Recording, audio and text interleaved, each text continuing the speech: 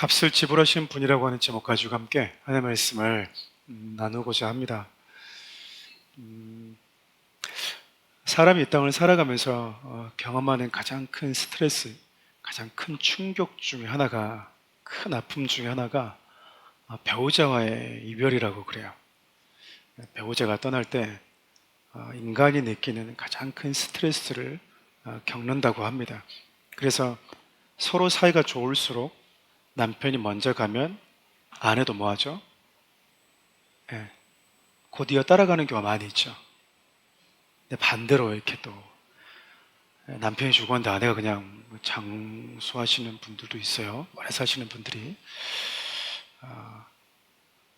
남편이 없으니까 더 편해서 그럴 수도 있습니다. 여하튼 사람이 느끼는 가장 큰 힘듦과 아픔, 슬픔 중에 하나가 배우자의 사별이라고 그래요. 특별한 우리가 사고가 없는 한 배우자, 남편과 아내가 같은 날 동시에 죽는 경우는 별로 없어요. 그러니까 일반적으로 보면 남편이 먼저 가든 아내가 먼저 가는 거죠. 우리가 직간접적으로 장례식장을 오가면서 누군가의 죽음을 경험을 해요. 그런데 내가 사랑하는 나의 배우자, 내 가족의 죽음은 조금 더 무겁게 우리가 다가오는 게 사실이에요. 저는 목회자다 보니까 많은 성도들의 이 장례를 집례해보고 또 유가족들의 슬픔을 자주 이렇게 접할 기회가 있었어요. 그런데 어렸을 때부터 또 목사가 되면서 보아왔던 장례식장의 모습을 이렇게 쭉 이렇게 보니까 좀 비교가 되더라고요. 그 중에 하나가 뭐였었냐면, 저 어렸을 때는 사랑하는 사람이 떠나면 이제 친지들이나 친구분들이나 지인들이 오잖아요. 그러면 그 영정사진 앞에서 형님 이렇게 가시면 어떡합니까? 언니 이렇게 가면 어떡해? 막 이렇게 그 영정사진 앞에서 유가족분들보다 더 막 유가족이 누구인지 막 헷갈릴 정도로 더 슬퍼요. 그리고 나서 유가족들과 이렇게 인사하고 난 다음에 뭐냐면 저 옆에 가서 술 마십니다. 술을 밤새도록 마시더라고요. 공짜 술이라서 그런가 이렇게 밤새도록 마셔요. 이제 또 촌에 있는 경우는 안방에 아예 술자를 차려놓고 또 3, 4, 5 모여서 고스톱을 치기도 하더라고요. 어린 나이였음에도 불구하고 그걸 보면서도 어떤 생각이 있었냐면, 인간이 참 미련하다. 죽음 앞에서 겸손할 줄 모르고 죽음을 보면서도 그 죽음 앞에서 인간이 나의 죽음도 다가오고 있다라고 하는 것을 묵도하지 못하고 있는 게 얼마나 불행한가. 근데 여러분, 다른 지인들의 죽음과 달리 가족의 죽음은요 훨씬 더 무게 있게끔 다가온다니까요. 그러니까 사랑하는 사람, 사랑하는 내 가족의 죽음 앞에서도 삶이 무엇이고 죽음이 무엇이고 그럼 나는 어떻게 살아야 되는지에 대한 깊은 성찰을 못 가진다면요, 그것처럼 불행한 게 저는 없다고 생각해요. 오늘 본문을 보면 모레 사건 이후에 아브라함이 사랑하는 아내를 이제 떠나 보내는 거예요. 그런데 아내를 떠나 보내면서 이 아브라함이 어떤 신앙적 고백을 하냐면, 우리 4절 상반절 함께 읽어볼까요? 나는 당신 중에 나그네요 거류하는 자이니. 여러분, 아브라함이 갈대아 우르에서 이사와서 가나안 땅, 그 중에도 헤브론이라고 하는 이 땅에 거주한 지 꽤 오래되었습니다. 그럼에도 불구하고 사랑하는 아내와의 이 이별을 경험하면서 자기에게 어떤 더 큰 믿음과 어떤 더 큰 신앙적인 확신이 생겼냐면, 난 나그네다. 나는 이 땅에 거류하는 자일 뿐이다. 그 어떤 복음송의 가사처럼 이 땅에 내 집이 아니라고 하는 분명한 신앙 고백을 하고 있다, 그 말이에요. 사랑한 사람이 떠나고 난 다음에도 그래, 확실하구나. 내가 이 땅에 영원히 머물 것 같지만 그렇지 않구나 라고 하는 것을 아브라함이 지금 뭐하고 있냐면 고백하고 있는 거예요. 여러분, 저와 여러분들에게도 죽음이라고 하는 게 찾아올까요? 찾아오지 않을까요?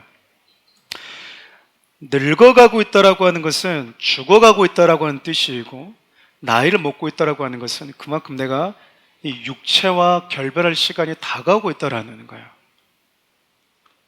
그래서 하나님께서 우리에게 때로는 직간접적인 질병을 통해서 내가 약하구나, 야, 이러다 진짜 죽을 수 있는 거구나, 죽음이라고 하는 게 남 얘기가 아니라 나도 겪을 수 있는, 예외일 수 없는 거구나라고 하는 것을 생각하게 만드는 거죠. 근데 여러분, 성도들에게 있어서 죽음은 예수 그리스도 그분의 은혜 때문에 이 세상에 나의 영원한 집이 아니라 하나님이 나를 위해서 준비한 집이 있다라고 하는 그 신앙을 고백하는, 우리에게는 그런 시간이 된다라는 거예요. 그래서 바울은 여러분 성도들의 정체성에 대해서 다음과 같이 이야기를 하는 거죠. 우리 빌립보서 3장 20절 같이 한번 읽어볼까요? 그러나 우리의 시민권은 하늘에 있는지라 거기로부터 구원하는 자 곧 주 예수를 그리스도를 기다리노니. 아멘이세요? 여러분, 각자 사는 곳이 다르고 속한 민족과 나라가 달라도요, 하나님을 아버지라 부르는 성도들의 아이덴티티는 저 하나님의 나라에 있대요. 우리 시민권이 대한민국이 아니라 미국이, 중국이 아니라 하나님의 나라래요. 하나님의 나라. 우리가 이 땅에 특정한 곳에 태어나긴 했지만 우리의 본래 시민권은 저 하나님의 나라에 있다라는 거예요. 아브라함이 여러분 사랑하는 아내를 떠나보내면서 이 믿음의 고백이 더 확실해져 버린 거예요. 여러분, 아브라함은 부족한 게 없잖아요. 그죠? 가난할 때야 빨리 예수님 오셨으면 좋겠지만 부하고 일 잘 풀리면 예수님 잘 기다리지 않거든요. 예수님의 오심에 대해서도 잘 기다리는 신앙도 옅어져요. 아브라함은 모든 걸 다 가지고 있는 사람입니다. 그럼에도 불구하고 사랑한 사람과의 사별 앞에서 인간이 누구인지, 나는 누구인지, 아내의 죽음이 나와 상관없는 죽음이 아니라 아내의 죽음에 내 죽음을 이입해 볼 수 있는 지혜가 있었다라는 거예요. 여러분, 앞으로 수많은 이 장례식장을 오갈 때 그것을 보면서 나에게도 옛날에 오는구나. 분주하게 살다 보면 잊어버릴 때가 있어요. 그런데 이 검은 옷을 정장을 이렇게 갖춰 입고 우리가 조문을 가면 거기서는 그 고민을 충분히 하고 와야 된다, 그 말입니다. 아브라함이 여러분 사랑하는 아내를 떠나보냈을 때 슬퍼하고 애통했다라고 이야기를 해요. 아마도 아내를 보면서 그녀와 함께했던, 또 자신과 함께 어려운 시간들을 잘 견뎌주었던 아내 모습이 주마등처럼 지나갔을지 몰라요. 생각해보면 여러분, 아브라함이 믿음의 조상이라고 하는 그 이름에 걸맞는 삶을 살 수 있었던 건 아내의 도움이 있었기 때문입니다. 아내의 신뢰가 있었기 때문이다, 그 말이에요. 지금은 이란 지역에서 갈대아 우를 보면 아브라함의 생가가 남아있대요. 그래서 아브라함이 그냥 작은 집에 살고 있는 정도가 아니라 그 마을의 유지일 정도로 아주 부유했다라고 이야기를 합니다. 그리고 그의 아내도 그 지역에서 아주 사모님 소리 들으면서 부유함을 누리고 살았다고 볼 수 있을 거야. 그런데 어느 순간 하나님이 남편 아브라함을 찾아오신 거예요. 그리고 하나님이 아브라함에게 말씀하신 거죠. 여기를 떠나서 내가 너에게 지시해 준 곳으로 가라는 거예요. 어딘지도 알지 못하고 그냥 내가 너에게 지시해 주는 곳으로 매일같이 나를 따라오라라고 아브라함에게, 내 남편 아브라함에게 말을 해버린 거야. 근데 여러분, 우리가 이럴 때가 있어요. 하나님이 나에게 주신 그 마음이 거부할 수 없는, 내 안에 뜨거운 이 식어지지 않은, 거부할 수 없는 그 부르심으로 나에게 다가올 때가 있어요. 아브라함이 그랬다는 거예요. 여러분, 사라가 하나님에 대해서 알고 있었어요? 몰라요. 하나님이 누구인지에 대한 이해가 없어요. 그냥 남편을 통해서, 남편이 하나님을 만나는 것에 대해서 남편을 통해서 하나님을 알게 되었을 뿐이에요. 근데 그 남편이 여보, 여기를 떠나야 될 것 같아. 아니, 이 좋은 데를 놔두고 왜 떠나요? 하나님이 나에게 여기를 떠나라고 하시는데 이유를 알 수 없는데 그분이 말씀하신 약속의 땅에 있다고 하는데 그곳에 가서 그냥 사람들이 사는 갈대아 우르에서 조상, 누군가의 아들이 아니라 하나님 말씀하신 믿음의 세계의 조상으로 나를 삼겠다고 하는데 내가 잘 이해가 안 되는데 거부할 수 없는 내 안에 뜨거움과 부르심이 있어요. 그때 여러분, 사라 반대했으면 이 여정이 순탄했을까요? 순탄하지 않았을 거예요. 미쳤어요? 여길 왜 버리고 가요? 본토 친지들 떠난다는 게 어떤 의미인지 알아요? 자살행위예요. 무슨 위험이 도사리고 있을지 우리가 어떻게 알아서? 우리가 이사를 한다고 해서 그곳에서 지금과 같은 삶을 살 수 있을 것 같아요? 여러분 모두가 다 미지수인 거예요. 그런데 살아가요.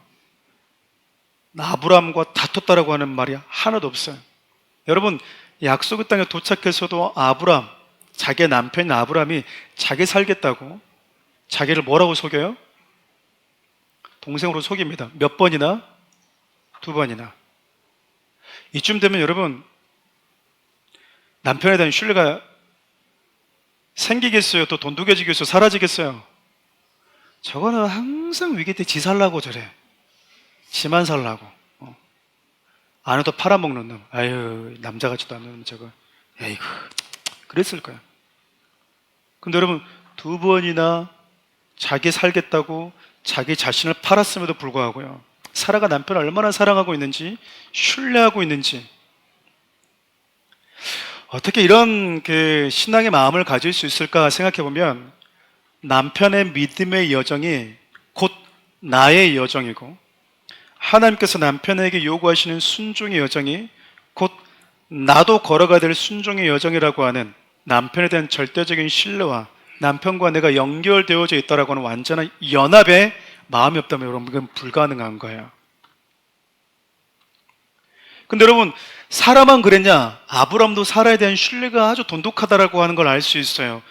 여러분 하나님을 아브라함은 오랫동안 기다려왔지만 하나님이 말씀하신 것을 끝내 기다리지 못하고 기다린 것을 포기해버리고 아내의 말을 아브라함이 듣습니다.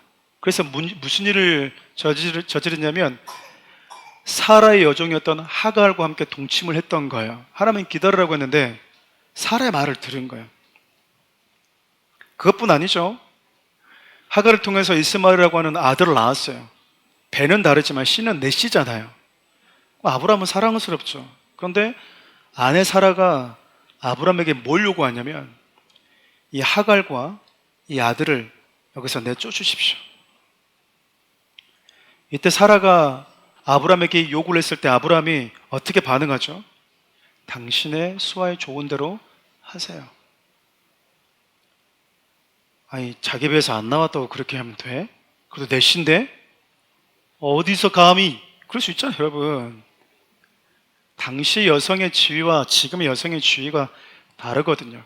그런데 이유도 묻지도 따지지도 않고 사라 입장에서는 내 배에서 나오지 않은 내 아들이 아니니까 쫓아내도 별 의미 없어요. 근데 아브라함은 엄청난 고통임에도 불구하고 그걸 감수하고 아내 말을 그대로 순순히 따릅니다.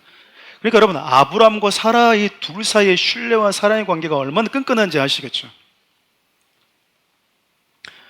저는 우리 청년들이 결혼해도 성도들의 이 가정도 부부간에 그런 신뢰가 있었으면 좋겠어요. 그래서 여러분 남자들은 아내 말 잘 들어주셔야 됩니다. 남자들이 왜 이렇게 별로 없어? 웬만해서는 그냥 아내가 해달라고 하는 걸 해주시면 돼요. 근데 우리 너무 남자들이 사소한 것에 목숨 걸 때가 있어요. 나 이거 먹고 싶어. 이거 먹으면 안 돼. 나 이거 먹어야 돼. 이런 분들 있잖아요. 그런 분들은 만나지 마시길 바래요. 우리 자매님들 아셨죠? 난 여기 가야 돼. 나 이 버킷리스트에 이렇게 막 벌벌 떤 남자들 있잖아요. 만나지 마시길 바랍니다.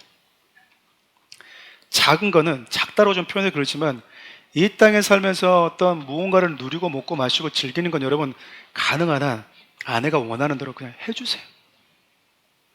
중국집 가가지고 내가 먹고 싶은 게 따로 있는데 아내가 자기가 먹고 싶은 거 2개 시켜가지고 먹을 때 있어요 없어요? 그냥 뭐 해요? 아 괜찮아요. 당신 먹고 싶은 거 2개씩 같이 먹으면 되지. 그래라 그 말이에요. 좀 갱년기가 오니까 살짝 좀 이제 요구사항이 생길 때가 있긴 있었지만 어쨌든 그렇게 하라 그 말이에요. 그러나 이제 본질적인 부분, 신앙에 있어서 부분, 여기를 떠나야 될 때는 여보, 여기를 떠나야 될 것 같아요. 근데 평소에 나를 신뢰해주고 나에게 나의 요구에 있어서 이 거부감 없이 받아준 남편에 대한 사랑과 신뢰가 있으면요, 당신 뜻대로 하세요. 이게 될 거 아니에요. 평소에 이게 안 되면은 맨날 지 가고 싶은 대로 말 저거는. 이런 말 듣는다 그 말이에요. 근데 아브라함과 사라가 성경에 등장하고 있는 기록된 그 둘 사이의 대화만 한번 봐보세요. 사라가 남편을 무시합니까? 자기를 살겠다고 동생이라고 두 번에 속였다고 해서 사라가 남편에 대한 신뢰와 이 존경심이 떨어졌나요? 사라 요구에 대해서 아브라함은 어떻게 반응하죠? 그녀의 마음을 충분히 헤아리면서 배려합니다. 그래서 그런지 여러분 히브리서 11장을 보면 사라를 믿음의 사람으로 소개를 해요. 여러분 인간적으로 보면 사라가 무슨 공을 세운 게 없어요. 국가에 무슨 이바지를 했거나 뭐 애국 운동을 했거나 아니면 무슨 전쟁의 영웅이거나 그런 게 하나도 없어. 근데 하나님이 왜 사라를 믿음의 사람이라고 얘기할까? 우리가 위인전 읽었던 그 사람들 여러분 하나님은 믿음의 사람이라고 얘기한 적이 없어요. 여러분 위인전에 사라가 나와요? 우리가 어렸을 때 읽었던 위인전에 사라가 나오냐고요? 안 나오죠. 근데 영원하신 하나님은 사라를 더 기억하고 있다라고 하는 거예요. 무슨 차이일까요? 뭐가 달랐던 걸까요? 우리가 보면 겉으로 보면 그냥 일상을 살았던 것 뿐이죠. 다른 여인과 별 다를 게 없어요. 그런데 그녀의 일상이 다른 사람들의 일상과 다른 게 있었어요. 동일한 건 그거예요.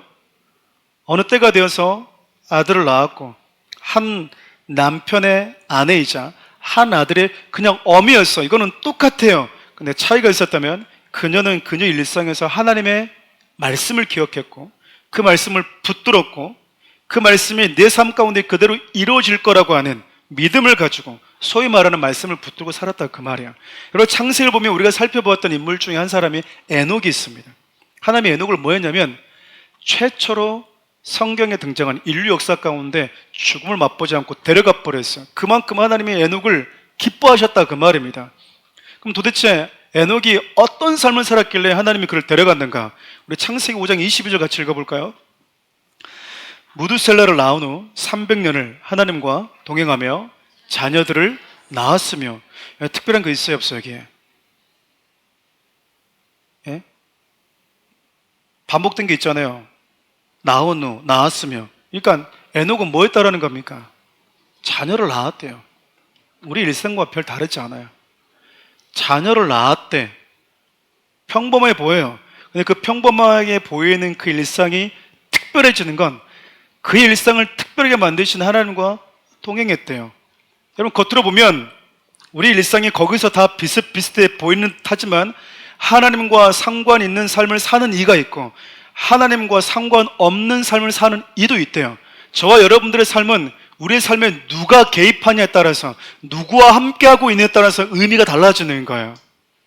성공과 함께하느냐 아니면 내 즐거움과 함께하느냐 내 인기와 내 명예와 함께 사냐 평생 남는 게 그냥 스포츠이고 돈이고 명예냐 하나님께 기억되지 않는 거야.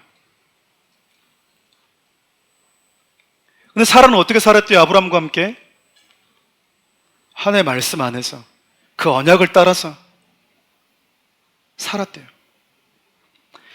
성경은 사라가 127세를 살다가 죽었다라고 이야기하는데 여러분 여자의 향년을 기록한 건 사라가 유일합니다. 아이를 낳기까지 여러분 사라가 얼마나 힘들었겠어요. 여성으로서 얼마나 외로운 시간, 말 못할 시간을 겪어왔겠습니까? 그런데 끝까지 하나님이 자녀를 주겠다, 너를 통해서 믿음의 후손을 이어가겠다라고 하는 그 하나님의 말도 안 되는 현실에서 전혀 느껴지지 않고 하나도 이루어지지 않는 것 같은 상황 속에서도 하나님이 말씀하셨으면 그대로 된다라고 하는 걸 남편 아브론과 함께 끝까지 믿고 왔다 그 말이에요. 눈에 보이고 눈에 잡히는 그 어떤 현상보다도 하나님이 하신 말씀이 더 확실하다고 믿고 왔다라는 거죠.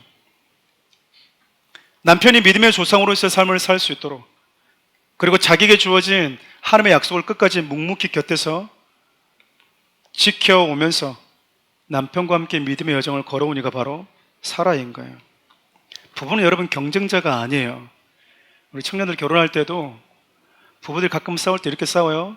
내가 해준 게 뭐가 있어? 그럼 니는 뭐 해줬어? 사투리 막 나오잖아요. 니는 막 나오잖아요. 이거는 부부끼리 쓰는 용어가 아니에요. 회사에서 쓰는 용어, 회사에서. 제가 야근 뛰었는데 왜 안 주십니까? 정당한 대우를. 이게 맞아요. 근데 여러분, 배우자는 그 사람을 위해서 더 많은 사랑을 해도 더 많이 주지 못한 것에 대한 미안함을 갖는 거예요, 부부는. 근데 자꾸 세상적인 논리를 가지고 부부를 대하는 경우가 있어요. 근데 성경은 부부를 어떻게 정의하냐? 서로가 서로에게 연결되어 있는 한 몸이래요. 역할이 다를 수는 있지만 그가 나고 내가 그인 셈입니다. 여러분, 육상 선수가 달리기를 했어요. 결승전에서 1등을 했어요. 그럼 뭘 따죠? 뭘 얻습니까? 1등을 하면. 제가 지금 어려운 질문을 하고 있어요. 그죠?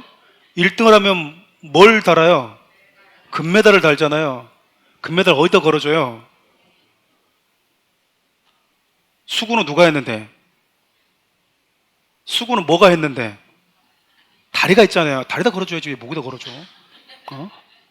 그렇잖아요, 여러분. 다리 지나도록 뛰었으면 금메달 다리다 걸어줘야지. 왜 목에다 걸어주냐 그 말이에요. 근데 목에다 걸어줬다고 해서 다리가 삐져가지고 막 움직이질 않고 안 가고 막 그런 경우 없잖아요. 미안해, 다리야. 서운하지. 그러지 않잖아요. 왜 그러죠? 한 몸이라고 생각하기 때문에 그래요. 아내와 부부, 남편이 하나의 몸이라면 남편의 영광은 아내의 영광이 되고요. 아내의 기쁨은 남편의 기쁨이 되는 거예요. 결혼하다 보면 이제 우리 형제님들 많이 느낄 거예요. 축구 한 번을 가더라도 아내 허락을 받아야 돼요. 이 겁 없이 그냥 허락도 안 받고 가는 분들이 있어. 큰일 나는 거예요. 미리 알려줬어요. 운동 갈 때. 그래서 아내가 말을 잘 들어야 돼요. 어떤 투로 말하는지. 여보, 축구 좀 갔다 올까? 어? 또 가려고? 알아서 해. 최고 무서운 말이에요. 알아서 해라라는 말이. 그 뭔 말이에요? 가지 말라 그 말이에요. 갔다 왔다가는 뼈도 못 친다 그 말이에요. 근데 순수해가지고 그래? 알았어. 갔다 오면은 여러분 며칠 힘든 거예요.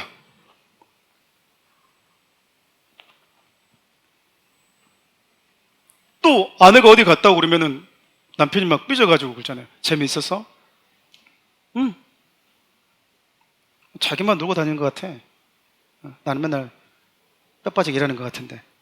왜 그럴까요, 여러분? 이런 말들이. 그가 나고 내가 그라고 할 마음이 없는 거예요. 남편이 몸을 쉬고 오는 게 좋아야 되잖아요.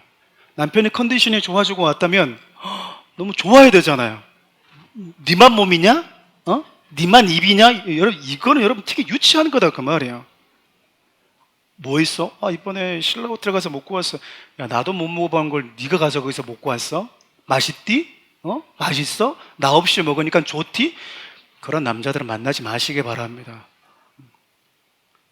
마치 내가 먹은 것처럼 기뻐해야죠. 좋아해야죠. 그가 쉼을 누리고 왔다는데, 그가 거기서 몸이 회복되고 왔다는데 왜 좋아하지 않지? 니는 니고 나는 나야라고 생각하는 거예요. 만일 사라에게 그런 마음이 있었다면 하나님은 너한테 얘기했지 나한테 얘기한 건 아니잖아.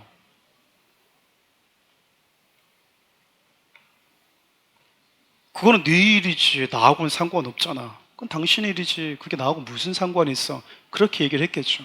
근데 철저하게 하나라고 하는 연결되어 있다라고 하는 이 인식이 당신의 성공이고 나의 성공이고 당신의 부르심이고 나의 부르심이고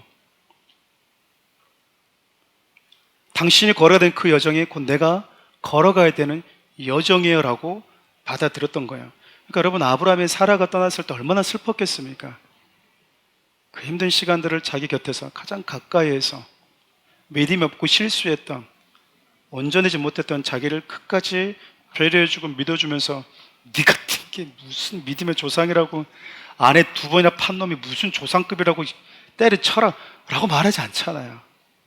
그런 나의 가장 어두운 부분, 가장 수치스러운 부분, 가장 밑바닥에 있는 모습까지도 보고도 끝까지 여기까지 올 수 있게 만들어줬던 게 바로 아내였던 거예요. 그러니까 여러분, 아브라함은 아내가 떠났을 때 참 많이 슬퍼했던 거죠. 통곡했다고 얘기를 하잖아요.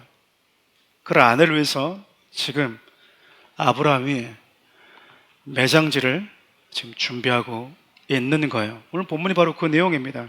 가나안 땅은 고온다습하기 때문에 시체가 금방 부패해요. 그래서 빨리 장례를, 매장지를 준비해야 됐던 거예요.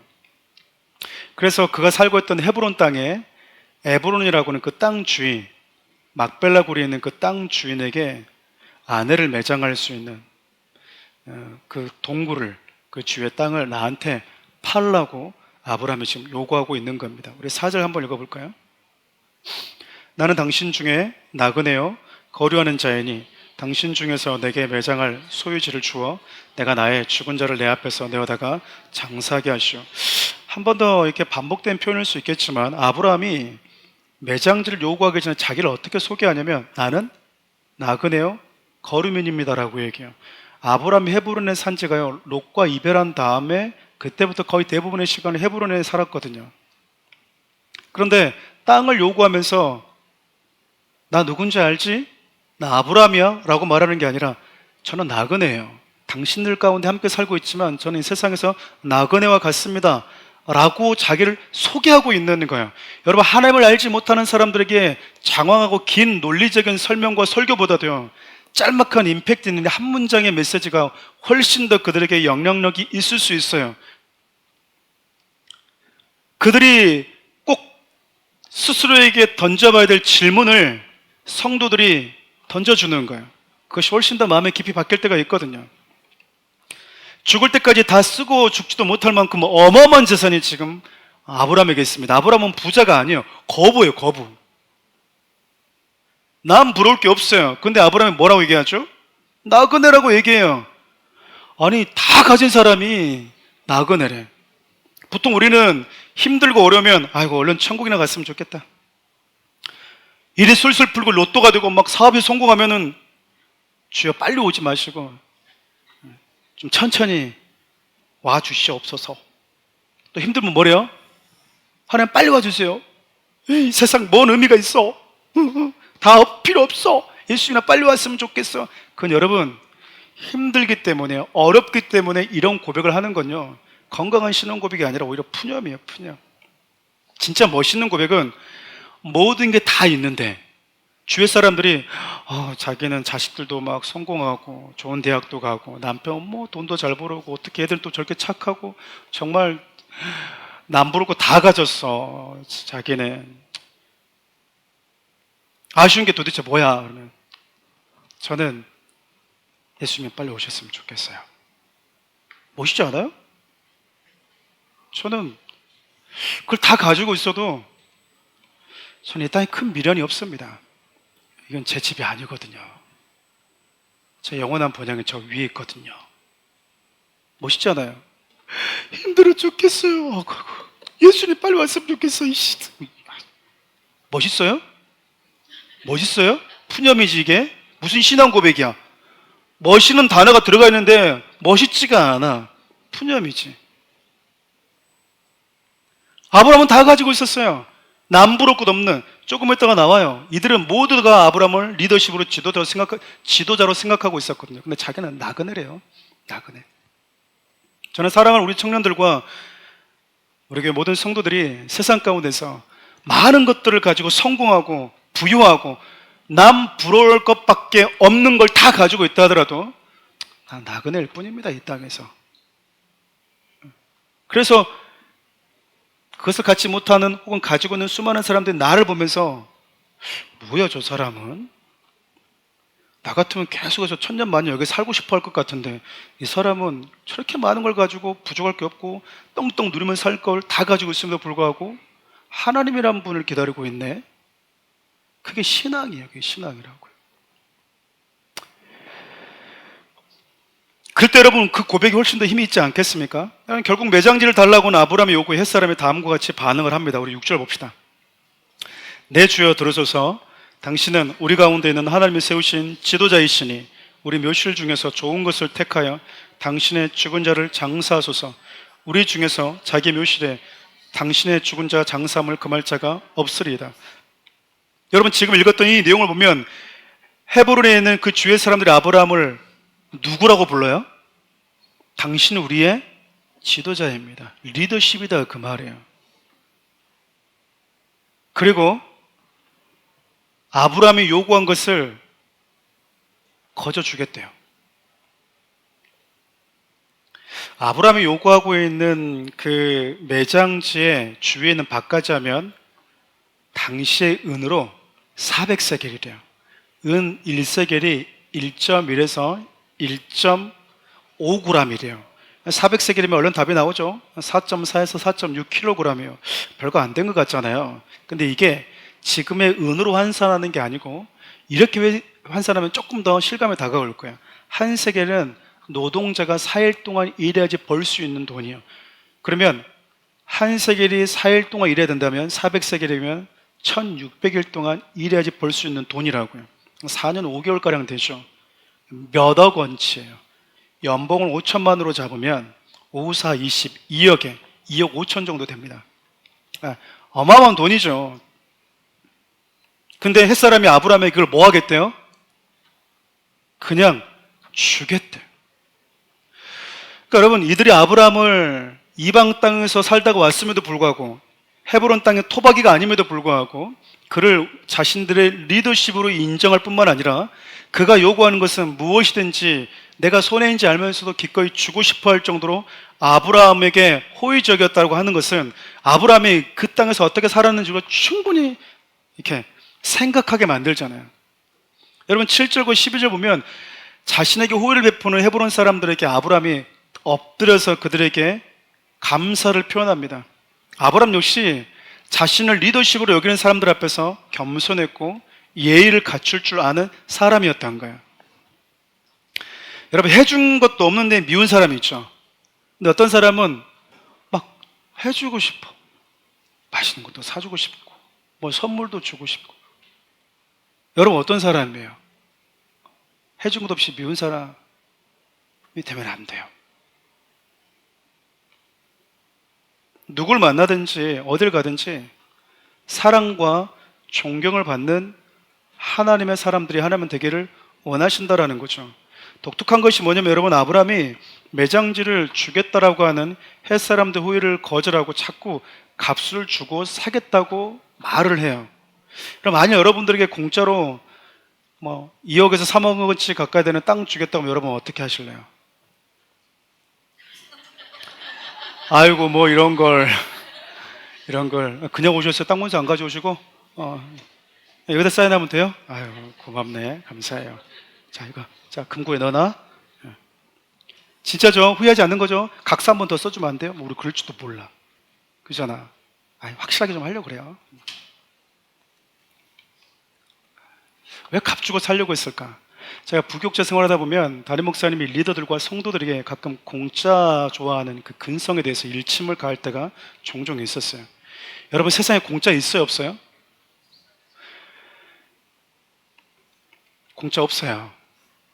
여러분 공짜가 없다는 얘기는 무슨 말이냐면 내가 먹고 있는 그것이 공짜가 아니라 누군가가 대신 값을 지불했다 그 말이에요. 여러분들이 먹고 있는 혹은 내가 공짜라고 먹고 마시는 것이 공짜가 아니라 누군가의 땀과 수고가 들어가 있기 때문에 공짜가 아닌 거예요. 그러니까 여러분 내가 아무것도 지불하지 않고 뭘 누리고 있어? 누군가의 피와 땀에 들어가 있다고 보시면 돼요. 자꾸 이렇게 받는 것에 익숙한 사람들이 있어요. 주는 것보다 미숙해서 그래요. 미숙해요. 여러분 부모가 되면요 자식들에게 주는 기쁨이 뭔지를 알아요.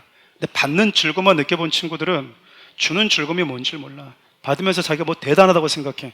대단한 게 아니고요 어려서 얻어먹는 거야. 어려서 받기만 하는 거야.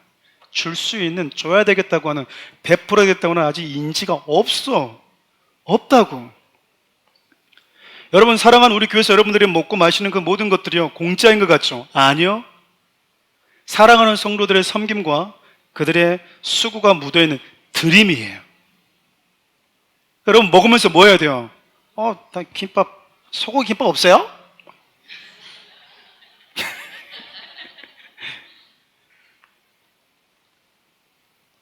돈가스 김밥 좋아하는데 사 드시기 바래요. 사서 드세요.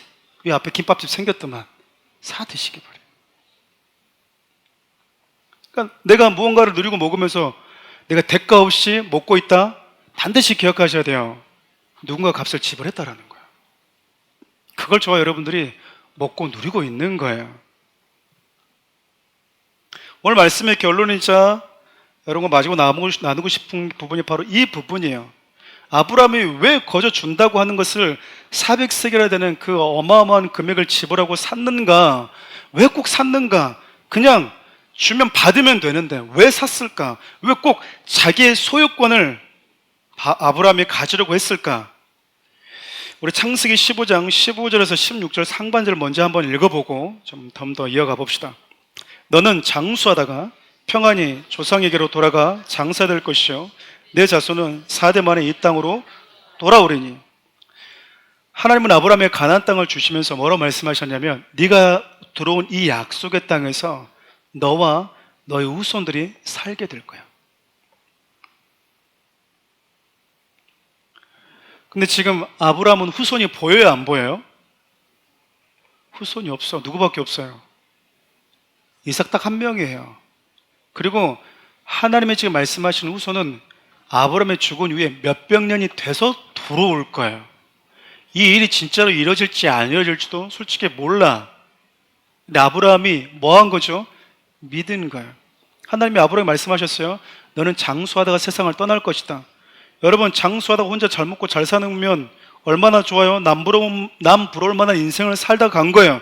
그런데 남 부러울 만한 인생을 사는 게 목적이 아니라 아브라함에게는 약속의 땅에서 하고 싶은 게 있었다 그 말이에요. 그리고 그가 약속의 땅에서 살았던 삶의 모든 방향성과 그가 가치 있게 여겼던 건 하나님의 언약을 기억하며 사는 거였어요.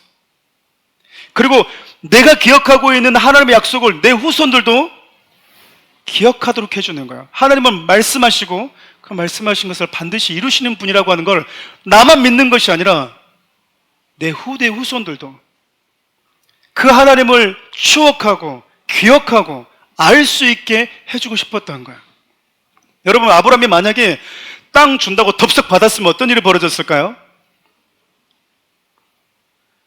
지금이야 좋지. 근데 아브라함 죽고 아브라함이 호의적이었던 세대도 죽고 한 세대 두 세대 딱 지나고 나면 거기 왜 그 아브라함이 묻혀 있어? 아니, 우리 세대 사람들이 아브라함에게 호의적에서 그렇게 줬대.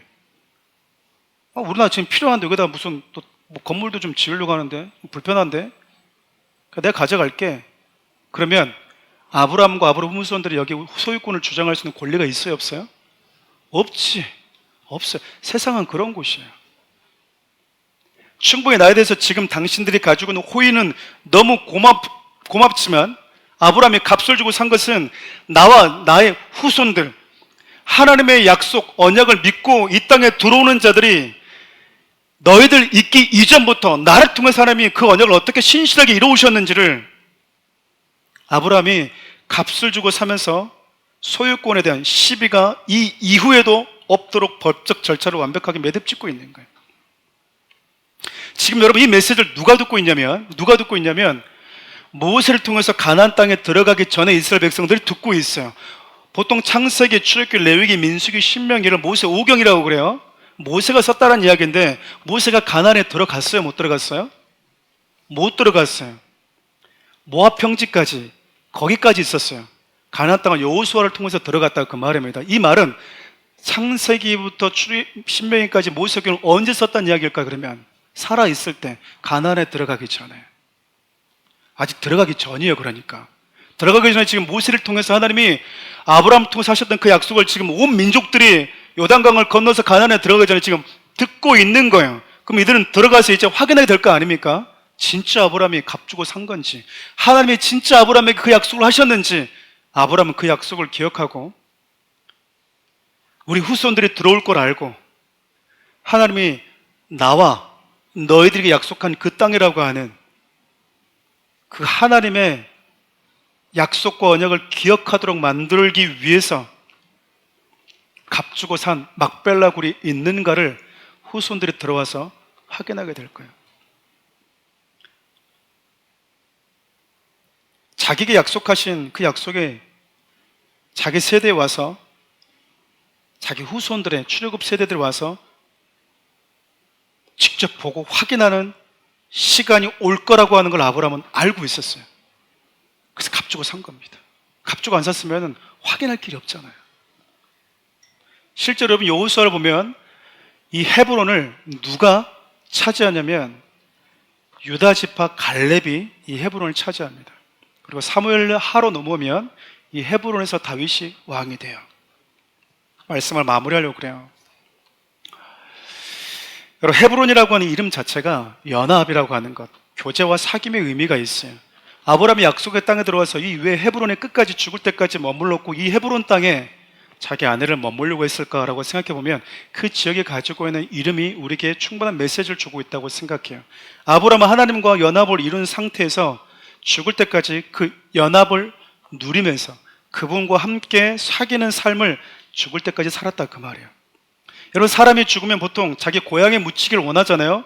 근데 아브라함은 죽을 때 자기 고향이 아니라 약속의 땅에 묻히기를 원했습니다. 여러분, 우리가 이제 창세기를 보면 마지막 창세기 50장을 보면 요셉이 자기가 죽을 때 내 유고를 애굽에서 가지고 약속의 땅으로 가서 묻어달라고 부탁하는 장면이 나와요. 모든 믿음의 사람들의 공통점이 뭐냐? 약속의 땅에 머물기를 원했다 그 말이에요. 하나님의 나라를 위해서 준비하신 영원한 약속의 나라. 이걸 여러분 조금 더 확장해 보면 우리의 모든 죄와 죽음의 저주를 감당하시고 저와 여러분들에게 영원한 번영을 유업으로 주시기 위해서 저와 여러분들을 값주고 사신 예수님의 속량의 은혜를 떠오르게 해요. 여러분, 성경을 보면 하나님은 세상을 창조하실 때 눈에 보이는 세계와 눈에 보이지 않는 세계를 만드셨고요, 그 눈에 보이지 않는 세계 가운데 법칙이라고 하는 걸 만드셨어요. 그 많은 법칙들 중에 하나가 바로 생명과 죽음의 법칙입니다. 생명에서 단절된 존재는 예외 없이 죽는다 그 말이죠. 인간은 예외 없이 이 죽음의 법에 지배를 받아왔어요. 그런데 하나님께서 죽음의 법에 절대적으로 지배를 받아온 저와 여러분들을 건지시기 위해서 법 하나를 새롭게 하나 만드시는데 그 법이 대속의 법칙이에요. 대속의 법칙은 뭐냐면 죄 없으신 분이 죄 있는 자를 가지고 자신의 생명의 값을 주고 살 때 그 죄 있는 자는 그 죽음에서 자유케 되어서 하나님의 소유가 된다라고 하는 속량의 법칙입니다. 소유권이 바뀌는 법칙이에요. 죄와 죽음이 우리 인간을 소유하고 있었는데 예수님의 값을 지불하면서 저와 여러분들의 소유권이 바뀌어버렸다 그 말이에요. 하나님 보좌에 계셨다면 이 일은 이루어지지 않았을까요? 그런데 하나님이신 그분이 당신의 생명을 지불하고 저와 여러분들을 값주고 사버린 거예요. 십자가에서 영적 세계에서 누구도 참수하거나 영적 시비가 일어나지 못하도록 십자가에서 여러분 모든 법적 절차를 완전하게 매듭 지어버렸다 그 말이에요. 우리가 왜 선언할 수 있는 줄 아세요? 우리가 넘어져도 왜 하나님 앞에 나와서 나의 자유함을 선언할 수 있는 그 뻔뻔함과 당당함이 어디서 온 줄 아세요? 예수님이 법적으로 모든 절차를 매듭 지어버렸어요. 신부를 위해서 안식처를 값을 주고 산 아브라함의 행동 속에는 당신의 신부된 저와 여러분들의 영원한 안식을 위해서 값을 지불하신 예수님의 모습이 담겨져 있다 그 말입니다. 그리고 그 안식처에 값 주고 산 곳에 누가 있냐? 아브라함과 사라, 그의 아들이었던 이삭과 리브가, 아브라함의 손주였던 야곱과 레아가 묻히게 됩니다. 여러분, 성도들 하나님이 뭐라고 표현하시냐면 값 주고 산 자라고 얘기해요. 뭘 나를 값 주고 사? 불편하게 생각할 필요 없어요. 여러분, 보석금 주고 데리고 나왔다 그 말이에요. 감옥에 있는 애들을 갖다가. 그래서 감옥의 지배를 받게 된 자들을 하나님이 생명 안에 하나님의 소유로 바꿔버렸다 그 말이에요. 제가 이런 비유를 여러분들이 종종 들었을까요? 북한에서 탈북하시는 분들이 이제 중국으로 막 그 탈북해 오잖아요. 그때 이들이 미국 대사관으로 막 뛰어 들어갑니다. 중국 공안과 막 시비가 붙어요. 여러분, 처절해요. 이 사투를 벌리는 거예요, 여러분. 그때 이들이 미국 대사관으로 탁 들어가면 공안은 쫓아오지 못합니다. 왜 그러죠? 미국 대사관은 여러분, 미국의 법이 지배하기 때문에 그래요. 이 세상엔 로마서 8장 1절과 2절의 말씀에 근거하면 두 종류의 법에 지배받고 있는 자들이 존재합니다. 하나는 죄와 사망의 법에 여전히 지배받고 있는 자들이 있고, 죄와 죽음에 지배했던 자들을 예수가 건져서 생명의 법, 성령의 법에 지배를 받는 자들이 존재한다, 그 말이에요. 그리스도인이 되었다고 하는 것은 여러분, 우리가 생명의 법, 성령의 법이 지배하는 곳으로 들어왔다, 그 말이에요. 예수 안에 있는 자들만 이 법 안에 지배를 받아요.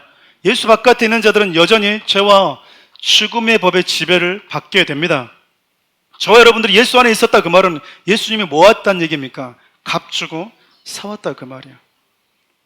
영원이란 시간 속에서 그 어떤 저주도 죽음도 소유권을 주장할 수 없도록 했다, 그 말이에요. 더 나아가서 그분이 저와 여러분들에게 쉴 수 있는 영원한 안식처를, 거처를, 초소를 우리 집에 준비하신 분이다, 그 말이에요. 신부된 저와 여러분을 위해서.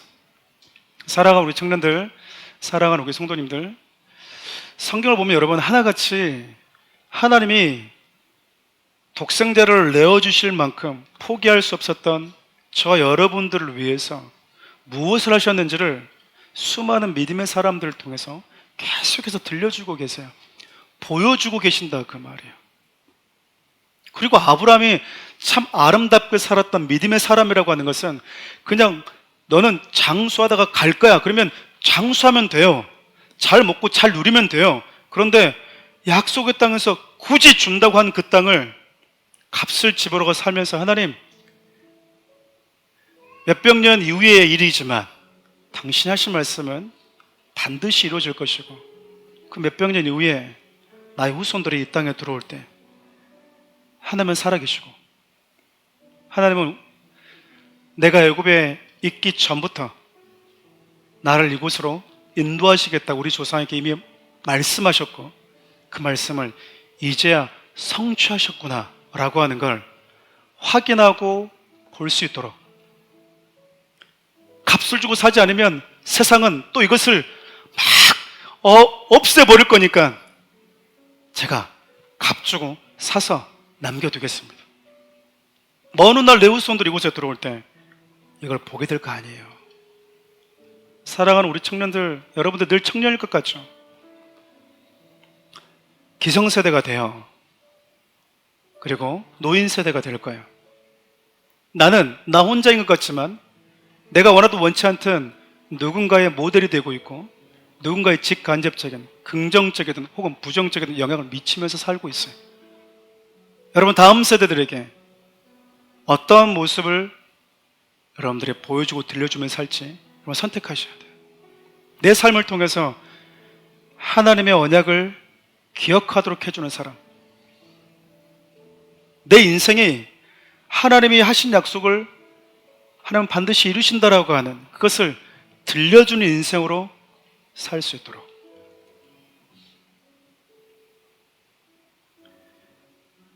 그것이 저 여러분들을 값주고 사신 그분의 그 은혜에 반응하는 건강한 모습이라고 생각을 합니다.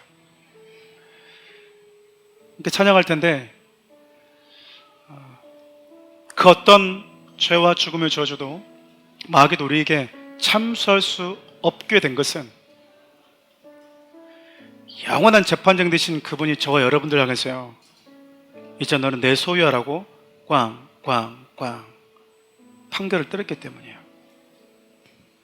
여러분, 하나님의 것입니다. 여러분, 영원한 하나님의 소유다, 그 말입니다. 우리를 그렇게 삼아주신 예수 그리스도 이름을 찬양과 함께 높여드리겠습니다.